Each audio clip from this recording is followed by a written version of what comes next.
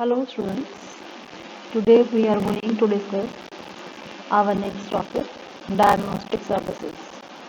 Diagnostic services क्या होती हैं, क्या क्या इसमें इंक्लूड किया गया है, इसके टाइप्स सब आपको डायग्नोस्टिक सर्विसेज में बताया गया है. Diagnostics is defined as the identification of diseases by the examination of symptoms and signs by other investigations on opinion or conclusion so reach. Diagnosis क्या है? डायग्नोस्टिक बेसिकली आइडेंटिफिकेशन है एक पर्टिकुलर डिसीज़ का, जिसमें आप सिम्टम्स और science के base पर आप इन्वेस्टिगेट करते हैं और फिर ओपिनियन और कंक्लूजन्स तक आप उसमें पहुंचते हैं. थ्रू एनालिसिस ऑफ फैक्ट्स और problems in order to gain understanding and aid future planning and opinion और conclusion reach through such analysis. Thorough analysis किया जाता है इसमें प्रॉब्लम का, और जो पॉइंट्स चेक किए जाने हैं वो सब इसमें देखे जाते हैं.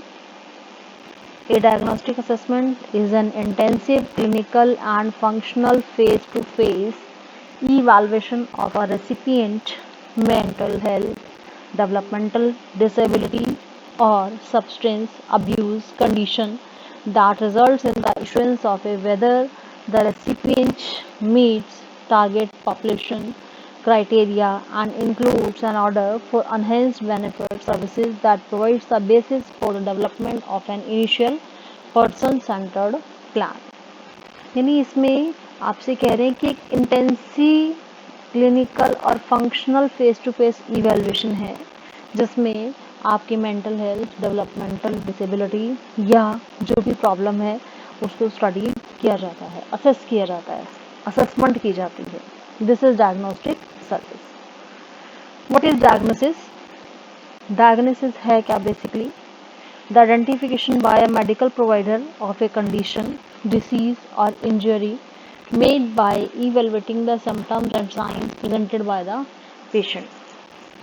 जो पेशेंट दिखाने जाता है, बताता है जो भी सिम्टम्स हैं, जो भी साइंस हैं, जो भी प्रॉब्लम्स उसे आ रही हैं, उन सब के बारे में आइडेंटिफाई करता है जब मेडिकल जो प्रोवाइडर है, जो भी डायग्नोसिस करता है.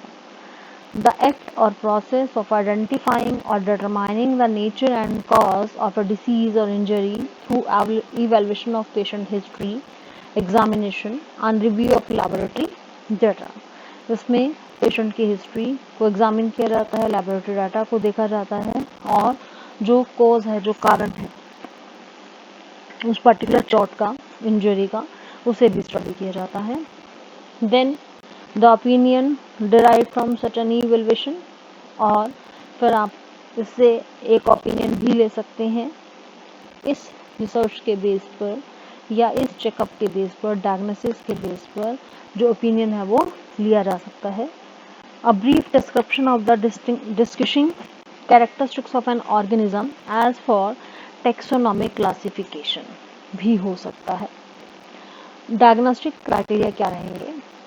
क्या क्राइटेरिया को इसमें लिया गया है? Basically the term diagnostic criteria designates the specific combination of signs, symptoms and test results that the clinical uses to attempt to determine the correct diagnosis. They are basically the standards normally published by international committees, and they are designed to offer the best sensitivity and speciality possible, irrespective of the presence of condition with the state of the art technology. Now coming to the next topic, types of diagnostic testing. क्या क्या types रहेंगी इसमें? Different types आपकी हो सकती हैं diagnostic testing की. Diagnostic services में क्या क्या टाइप्स आपकी रहेंगी? सबसे पहले clinical diagnosis. Clinical are diagnosis made on the basis of medical science and patient reported symptoms rather than diagnostic test. जो पेशेंट का सिम्टम्स हैं, जो भी बॉडी सिम्टम पेशेंट के आ रहे हैं, उसके बेस पर जब डायग्नोसिस कहलाता है, चेकअप किया जाता है. Laboratory diagnosis, a diagnosis based significantly on the laboratory reports or test schedules results rather than the physical examination of the patient. For instance, a proper diagnosis of infectious disease usually requires both an examination of signs and symptoms as well as laboratory characteristics of the pathogen involved. Radiology diagnosis, a diagnosis based primarily on the results from the medical imaging studies, magnetic resonating imaging, MRI are common radiological diagnosis. These are the common.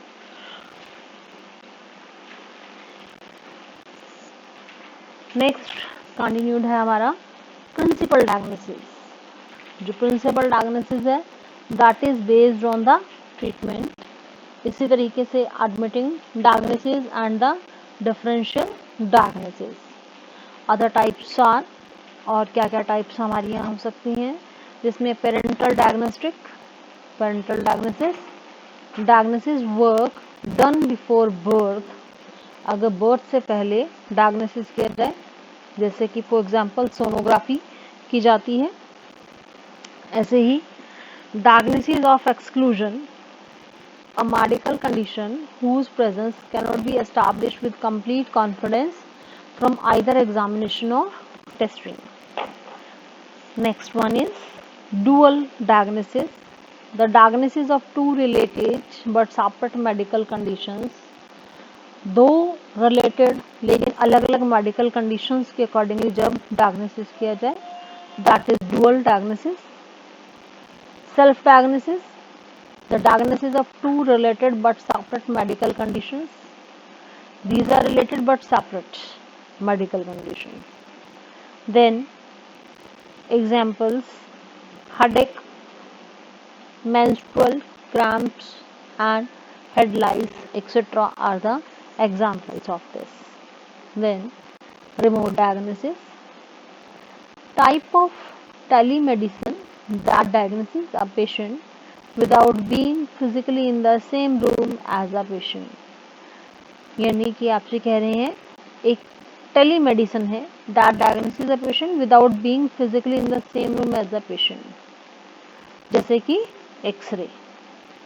Then nursing diagnosis, a nursing diagnosis identifies people's responses to situations in their lives such as readiness to change or a willingness to accept assistance, यानी जिसमें assist करने के लिए लोग तैयार हों, assistance करें, आपको साथ में सपोर्ट करें, आपको हेल्प करें, that is your nursing diagnosis. और अपनी विलिंगनेस के अकॉर्डिंगली होगा ये, इसमें कोई भी फोर्सफुली नहीं होगा कुछ भी। Then computer aided diagnosis, providing symptoms allows the computer to identify the problem and diagnose the user to the best of its ability, जिसमें यूजर अपनी मैक्सिमम एफर्ट्स लगा के बेस्ट पॉसिबल एबिलिटी के साथ जब वो डायग्नोज करे, प्रॉब्लम्स को सॉर्ट आउट करने की कोशिश करे, that is computer aided diagnosis. जैसे कि auditory brainstem response,